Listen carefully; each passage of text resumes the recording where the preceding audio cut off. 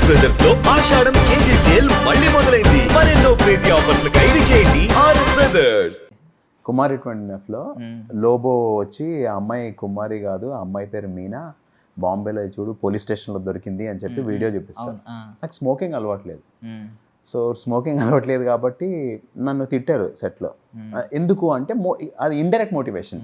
నువ్వు స్మోకింగ్ సరిగా చేయవు, నువ్వేం విలన్ అవుతావా, పెద్ద విలన్ అది అని చెప్పి అన్నారు. ఇంకా పట్టుబట్టి నేను నేర్చుకున్నా. కానీ ఇప్పటికీ నా కళ్ళు మండుతాయి స్మోక్తో. సో ఆ సీన్లో నేను స్మోక్ చేసుకుంటూ ఇలా కళ్ళు కొడుతుంటాను డార్లింగ్, ఇలా ఇలా ఇలా కళ్ళు కొడుతూ ఉంటా. నాకు అది ఇష్టం లేదు. ఎందుకంటే ఒక ఆర్టిస్ట్ ఎప్పుడైనా ఇప్పుడు సూటిగా మాట్లాడినప్పుడే వాడు కరెక్ట్గా పర్ఫామ్ చేస్తున్నట్టు. అది చాలా ఇంపార్టెంట్ సీన్. నేను అందులో ఇలా కళ్ళు కొడుతూ ఉంటా. నేను I wish I just looked at him and I just ఇలా ఆలోచించి ఇలా మాట్లాడితే అద్దరిపోయేది ఆ సీన్. నేను ఆ సీన్ చూసినప్పుడల్లా ఫీల్ అవుతా, నేను ఇంకొకసారి సార్ నేను ఇలా. ఆయన చాలా మంచి ఆయన, కానీ ఆ టైంలో నాకు అంత ధైర్యం లేదు.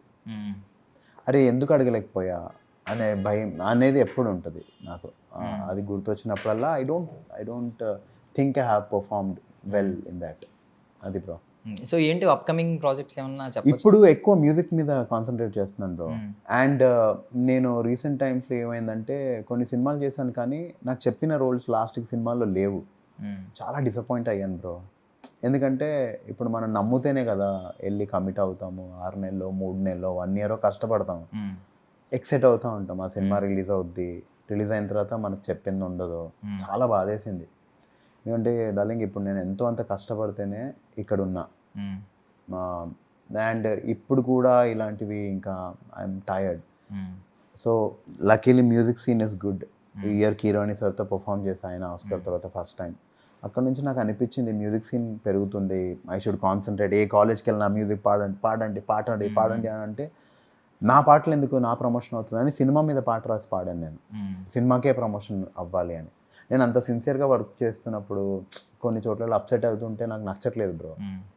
అండ్ మనకి వాల్యూస్ లేదనుకోండి, ఇంక తొక్కిపడేస్తారు. సో అందుకనే ఐఎమ్ లైక్ లేదు ఇది కాదు నాకు చెప్పిన రోల్. నేను లిటరలీ ఈ మధ్య రాయించుకుంటున్నా, నాకు మీరు నరేట్ చేసినట్టు తీస్తానంటేనే నేను ప్రమోషన్స్ కానీ దేనికైనా వస్తా, లేదంటే నేను రాను అని చెప్పి మీరు ఇక్కడ మెన్షన్ చేయండి. ఎందుకంటే డార్లింగ్ మనం వెళ్ళి కష్టపడతాం, సినిమా చేస్తున్నాం, బడ్జెట్స్ దగ్గర కాంప్రమైజ్ చాలా చేస్తాం. ఒక సినిమా అంటే లాస్ట్కి తీసి పడేస్తుంటే ఇంకెందుకు బ్రో. కరెక్ట్. ఇప్పుడు నువ్వు డార్లింగ్ నువ్వు ఇది చేస్తావు అంటేనే కదా నువ్వు వస్తావు. ఇది కాదే కాదు అసలు మొత్తం కథ మార్చేస్తే ఇంకెలా అనిపిస్తుంది. అలా చాలా డిసప్పాయింట్ అయ్యా. అండ్ ఎందుకు బాధ వేసిందంటే డబ్బులే సంపాదించాలనుకో దర్శన్, ఏదైనా చేయొచ్చు బ్రో. ఇప్పుడు రీల్స్ చేయొచ్చు, ప్రమోషన్స్ చేయొచ్చు, ఏదైనా చేయొచ్చు. యాక్టింగ్ ఎందుకు చేయాలి? అవును కదా. సో ఐ డోంట్ నో, నాకు అలా ఐ వాజ్ లైక్ లేదు ఇది కరెక్ట్ కాదు అని చెప్పి now I'm working on series of songs and yeah next year is going to be amazing. So previously మీరు అనంత్ శ్రీరామ్ గారు, రమ్య బెహ్రా గారు కొంతమందితో కొలాబరేట్ అయ్యారు. సో ఇప్పుడు అప్కమింగ్ కొలాబరేషన్ ఎవరితో ఉండబోతుంది అనిపిస్తుంది? It's a surprise bro. It's a surprise. First నీకే చెప్తాను దర్శన్, ఐ ట్యాగ్ యూ. నాకే చెప్తానంటే అప్పుడా? ఓకే 100% చెప్తున్నా. First I tag you, that's my promise to you. Release day రోజు నేను ట్యాగ్ చేసి పెడతా. But yeah it's a surprise. ఇప్పుడు నాకు రివీల్ చేయాలని లేదు. కొన్ని ఏంటంటే డార్లింగ్ జరిగే టైం అంటే అంత బెస్ట్, కొన్నిసార్లు డిలే అవుతుంటుంది. మనం ఇష్టపడే వాళ్ళు ఏంటంటే అడుగుతూ ఉంటారు కదా, మనకు అది ఒక ప్రెషర్లా క్రియేట్ అవుద్ది. సో అప్పటి నుంచి నేను ఏం చేస్తున్నానంటే రిలీజ్ అయ్యే టైంకి చెప్తున్నా, ఈరోజు ఇది దిస్ వీఆర్ డూయింగ్ అని. సో యా అలా ఉన్నాయి కొన్ని. యాక్టింగ్ వైజ్ డ్రీమ్ కొలాబరేషన్ ఏమైనా ఉందా సార్ మైండ్లో? రాజమౌళి గారి సినిమాలో విలన్ వాళ్ళు బ్రో. ఓకే ఓకే అంతే. రిటైర్మెంట్ అది నాది. That's my retirement. చాలు, ఓకే లైఫ్కి ఇచ్చాలని. యాంటాగనిస్టే ఫిక్స్ అయిపోయారు ఆయన సినిమాలో. అంటే ఇప్పుడు ఆయన సినిమాలో విలన్ అంటే ఆల్మోస్ట్ హీరో కంటే ఎలివేషన్ ఎక్కువ ఉంటుంది, తర్వాత హీరో డామినేట్ చేస్తాడు. బేసికల్ ఆయన సినిమా అన్నీ అంతే. ఎలివేషన్ గురించి అనే కాదు డార్లింగ్, నేను ఆయన సినిమాలో హీరో అనేది కొంచెం ఎక్కువ ఏమో, కానీ విలన్ ఏం తక్కువ కాదు అందుకని. సో అదొక అంటే ఇంకా మనకొకంటూ ఒక టార్గెట్ పెట్టుకోవాలి కదా, అందుకని నేను అలా టార్గెట్ పెట్టుకోవాలి. ఐ వాంట్ టు బీ, నాకు చాలా ఇష్టం bro. I can kill performance. నాకు అది చాలా, అంటే మనకు తెలుసుంటుంది లోపల. ఇప్పుడు నువ్వు చాలా మంచి యాంకర్ అని నీకు తెలుసుంటుంది దర్శన్, నువ్వు అది ఎంత ప్రూవ్ చేసుకుంటే అంత జనాలకు అర్థమవుతుంది. సో అలా like wise I know I'm a very good actor. ఆ ఆపర్చునిటీ వచ్చిన రోజు ఇంకా చాలు. I'm very clear what I want, what's my retirement, I'm very clear. So okay, goal కనిపిస్తుంది, Yes. మధ్యలో ఇదంతా ట్రాక్ వేసుకోవాలి. సో ఇప్పుడు పాన్ ఇండియా మార్కెట్ వచ్చింది. సో అంటే మీ ప్రిపరేషన్ ఎలా ఉంది? బికాజ్ వెబ్ సిరీస్లో ఒకవైపు, ఓటీటీలో రకరకాల కంటెంట్ వస్తుంది. ఈవెన్ మంచి మంచి సినిమా, నిజం చెప్తున్నాను, 70mm కంటే ఓటీటీలో వస్తున్న కొన్ని కంటెంట్ చాలా సర్ప్రైజ్ చేస్తున్నాయి. అవును, చాలా అద్భుతంగా ఉన్నాయి. 100%. అలా ఒక సబ్జెక్ట్ విన్నాను బ్రో, చాలా బ్యూటిఫుల్ కదా, వెబ్ సిరీసే అది. వెరీ సూన్ అవుతుంది అది, వెరీ సూన్. అదొకటి ఉంది లైన్లో. అండ్ ఒక కథ విన్నా, అది 2-3 డేస్లో అదొకటి ఉంది మూవీ. సో అలా ఉన్నాయి, కానీ అవన్నీ ఐ హావ్ నాట్ సైన్డ్, అందుకని చెప్పట్లేదు. మ్యూజిక్ అయితే ఐఎమ్ ఆల్రెడీ వర్కింగ్ ఆన్. ఒకవేళ నెగిటివిటీ చూస్తూ ఉంటాం, ఇది రంగుల ప్రపంచం, స్క్రీన్ మీద కనిపించేవాడిని ఎవడొకడో ఏదో ఒకటి అంటూ ఉంటాడు. పైగా ఈ సోషల్ మీడియా వచ్చిన తర్వాత కమెంట్స్ డోకా, అంటే ఎవడన్నా పెట్టొచ్చు, ఏమైనా పెట్టొచ్చు, రీచ్ అవుతూ ఉంటది. మీరు అన్ని చూస్తారో చూడరో తెలియదు, కానీ కొన్ని చూస్తూ ఉంటారు. ఇలాంటి నెగిటివిటీ స్ప్రెడ్ అవుతున్నప్పుడు సమ్ టైమ్స్ కొన్నిసార్లు బాగుంటది, మిమ్మల్ని ఎత్తినోళ్ళు ఉంటారు, ఒక్కొక్క టైం పీరియడ్ కూడా వస్తుంది. ఆ టైం పీరియడ్ లో కొంచెం నెగిటివిటీ స్ప్రెడ్ చేసే వాళ్ళు కూడా ఉంటారు. ఆ టైంలో ఏం చేస్తూ ఉంటారు? ఎప్పుడైనా negative అసలు reaction? When you know it is shit, నువ్వు చేయి పెడతావు అందులో, లేదు, సింపుల్ కదా బ్రో. ఇప్పుడు వాళ్ళ గురించి వాళ్ళకి తెలిసి ఉంటే చూడు బ్రో, వాళ్ళే ఇవన్నిటికి భయపడుతుండాలి. నువ్వేంటో నీకు తెలుసు, నీ ఫ్యామిలీకి నువ్వేంటో తెలుసు, ఇంకెందుకు bro? When you know it is shit, will you put your finger to it? Simple. I will not put my finger and type a comment or reply or see. Block అనే ఒక సూపర్ వెపన్ ఉంటుంది social మీడియాలో, block అంతే. అస్సలు 1 second కూడా తిరిగి కూడా చూడండి. నేను ఇఫ్ సంథింగ్ హ్యాపెన్స్ రాంగ్, నేను ఒకటే ఆలోచిస్తా, దేవా నువ్వు నాకు ఏం నేర్పిస్తున్నావు ఇందులో? అన్నిట్లలో ఒకటి నేర్చుకోవడం చాలా బ్యూటిఫుల్. మనం ఇక్కడ ఏదో పీకి పడుకోవడానికే వచ్చాం బ్రో, ఏదో బతికేసి చచ్చిపోవడానికి అయితే రాలా, ఏదో ఒకటి చేసే వెళ్ళాలి. సో సరే, మంచి జరిగిందా, ఇందులో ఏం నేర్పిస్తున్నావు? చెడు జరిగిందా, ఇందులో నేను ఏం నేర్పిస్తున్నావు? ఎవ్రీవేర్ మనం అలా నేర్చుకుంటేనే ఇవాల్వ్ అవుతాం. And I have learned lot of patience. Okay సరే, అండ్ లెట్ గో అంతే, ఇంక వదిలేయాలి. దాని గురించి పట్టించుకొని వాడికి ప్రూవ్ చేయాలి, వీడికి ప్రూవ్ చేయాలంటే వేస్ట్ డార్లింగ్. ఇంకా లైఫ్ అంతా అదే అయిపోతుంది. అది.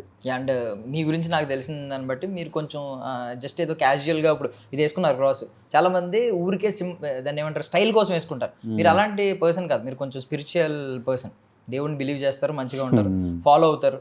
సో ఏంటి అంటే అంటే కొంతమంది ఏమనుకుంటారంటే ఎర్లీ డేస్లో ఎందుకు స్పిరిచువాలిటీ, వయసు అయిపోయిన తర్వాత 50 ఏళ్ళు వచ్చిన తర్వాత దాని వైపు వెళ్దాం, అప్పటి వరకు మన లైఫ్ మనం ఎంజాయ్ చేద్దాం అనే ఫీలింగ్లో ఉంటారు. సో అందరికి ఒక డ్రైవింగ్ పాయింట్ ఉంటుంది దర్శన్. ఇప్పుడు నీ డ్రైవింగ్ పాయింట్ ఏంది? నువ్వు ఎందుకు వచ్చావు ఇక్కడ ఇండస్ట్రీకి? What drove you here? అంటే మేకర్ అవ్వాలి ఏదో ఒక టైంలో, మేకర్ కానీ యాక్టర్ కానీ కదా డార్లింగ్, అది నీ డ్రైవింగ్ ఫోర్స్ డార్లింగ్. అవునా, నేను మేకర్ అవ్వాలి. నేను ఎప్పుడు ఏం బిలీవ్ చేస్తా అంటే, దేవుడు నాకు అన్యాయం చేయడానికి బిలీవ్ చేస్తాడు, అది నా డ్రైవింగ్ ఫోర్స్. నేను అందుకనే వేసుకుంటాను, నాకు అన్యాయం జరగదు. నన్ను ఒకడు వచ్చి కొట్టినా, ఉమ్మినా, తిట్టినా, ఏం చేసినా నాకు ఇందులో ఏదో మంచి ఉంది, నేను ఏదో నేర్చుకోవాలి, నేను ఎప్పుడు అద్దం నా ముందే పెట్టుకుంటాడు అలా, ఇంకొకటి చూపించా, నేనేం నేర్చుకోవాలి ఇందులో. ఇప్పుడు నేను నీకు ఒక నీతి చెప్పాను అనుకోవాలి, నువ్వు వింటో లేదంటే నేను ఒక నీతి నేర్చుకున్నాను అనుకోవాలి, నేను బాగుపడతా. సో ఒక నాన్నగారు చెప్పిన లాంటిదే ఇంకోటి ఉంటుంది, a successful man is one who builds strong foundation out of the stones others throw at him. నిజంగా సక్సెస్ఫుల్ మనిషి ఎవడంటే, అందరూ ఇటుకలు తీసుకొని కొడుతుంటే అవన్నీ క్యాచ్లు పట్టుకొని దాంతో ఇల్లు కట్టాలి. నేను ఆ టైప్ డార్లింగ్. ఒకరోజు కట్టి పడేస్తా. ఎందుకంటే darling, I'm not throwing back at you, నేనే నేర్చుకుంటున్నా, ఆ రాయిని కూడా ప్రేమిస్తున్నా, దాన్ని నా ఇల్లులా చేసుకుంటున్నా, బట్ నేను నిన్నైతే ఏమన్నా. సో నాకు నచ్చినప్పుడు నేను చాలా కష్టపడి నేర్చుకున్నాను డార్లింగ్. నేను ఈ మనిషిని కాదు డైరెక్ట్గా ఏమన్నా అంటే బాధపడతారేమో, కానీ మనం ఒకటి ఇంకోటి చదివా, ఆయనని వెచ్చగా ఉంచనీకి నువ్వు కాలొద్దు అని. నీకు వెచ్చదనం ఇవ్వనీకి నేను కాలుతూ ఉంటే ఎందుకు డార్లింగ్, లైఫ్ ఇంకా వేస్ట్ కదా. నన్ను కన్న మా అమ్మకి అన్యాయం చేసినట్టు. సో ఇప్పుడు నా గర్ల్ ఫ్రెండ్ మా అమ్మ, ఆమెను ఇంప్రెస్ చేయాలి నేను. ఆమె నన్ను ఇన్ని సంవత్సరాలు పెంచితే అందరూ వచ్చి వీడిది వీదాడా అని ఆమె ఎందుకు పడాలి? నేను ఎంత పైకి వస్తే వాళ్ళ అమ్మ బాగా పెంచిందిరా అని అంటారు కదా. ఈరోజు నేను ఆమెనే ఇంప్రెస్ చేయాలి. ఈరోజు నేను మాట్లాడకపోతే ఎందుకు మాట్లాడలే అని అనే ఫీలింగ్ మా అమ్మకు వస్తే తప్పు లేదు డార్లింగ్, నేను కంఫర్టబుల్ కాదు, ఎందుకు పిలిచాను అని చెప్పేస్తే అయిపోయింది కదా. నేను ఇంత తప్పు, నేను హర్ట్ చేయట్లేదు కదా, నేను తిట్టట్లేదు కదా, నేను డిస్రెస్పెక్ట్ చేయట్లేదు కదా. నా పరిధిలో లేదు డార్లింగ్, ఐఎమ్ నాట్ కంఫర్టబుల్ అనేది నేను చెప్పాలి అంతే. సో స్పిరిచువాలిటీలో ఇంకొక క్వశ్చన్ తీసుకుంటే Yeah. బేసికల్లీ పేషెన్స్ అనేది చాలా పెద్ద వెపన్. ఎన్ని సక్సెస్ఫుల్ స్టోరీస్ చూసినా దాని వెనక పేషెన్స్ అనేది కీ రోల్ ప్లే చేస్తుంది. చాలా మంది మనం కథలు వింటాం కదా, లాస్ట్ వరకు తవ్వి డైమండ్స్ దగ్గర ముందే వెనక్కి వచ్చేస్తూ ఉంటారు కొంతమంది, నీళ్లు పడక ముందే నిరాశ చెంది వెనక్కి వచ్చేస్తూ ఉంటారు. సో మీ విషయంలో ఇప్పుడు పేషెన్స్ కొన్ని నాకు ఎప్పటికీ అన్యాయం జరగదు అని అనుకుంటున్నారు, గాడ్ పరంగా ఆలోచించి కొంచెం నాకు ఎప్పటికీ అన్యాయం చేయడు దేవుడు అని చెప్పి. సో ఎప్పుడైనా పేషెన్స్ అనేది పాయింట్ ఉంటుంది కదా, అంటే ఈ పాయింట్ తర్వాత ఏంటి ఇంకా అవ్వట్లేదు అనే నిరాశ ఎప్పుడైనా వచ్చిందా మీ లైఫ్? లేదు డార్లింగ్, ఇప్పుడు ఒక మనిషి, ఇప్పుడు రాముడు ఉన్నాడు డార్లింగ్, చాలా మంచి బాలుడు అనే ఎలా వచ్చింది? అదే లైఫ్ స్టోరీ అంతా చూసిన అంత తర్వాత అదొక ముద్ర, అవును ఇంత మంచోడా అని మనం వన్ డేలో ప్రూవ్ చేసుకోలేం డార్లింగ్. ఇప్పుడు నేను నా దేవుడిని నమ్ముకుని చాలా కష్టపడ్డాడు ఆయన, నాకు కష్టాలే రావద్దు అని చెప్పి 3 మేకలు ఉన్న మనిషిని ఎలా అడుగుతాం మనం? ఆయన ఎక్కడ ఉన్నాడంటే 3 మేకల మీద ఇప్పుడు లేడు ఆయన, ఈజ్ ఇన్ హెవెన్. బట్ ఆ మనిషి అంత సఫర్ అయిన మనిషిని నాకు సఫరింగే ఇవ్వద్దని ఎలా అడుగుతాం? నాకు ఇవ్వు అని అడుగుతాం. నాకు ఇవ్వు, నువ్వు ఏవేవైతే ఏ మార్గంలో వెళ్ళో నాకు ఇవ్వు, ఎందుకంటే అదే నాకు మంచి. నాకు కాకపోతే ఇంకెవరికి అవుతుంది? నన్ను కాకపోతే ఇంకెవరిని తప్పర్థం చేసుకుంటారు? నన్ను కాకపోతే ఎవరిని తిడతారు అని నేను అలా అనుకుంటాను.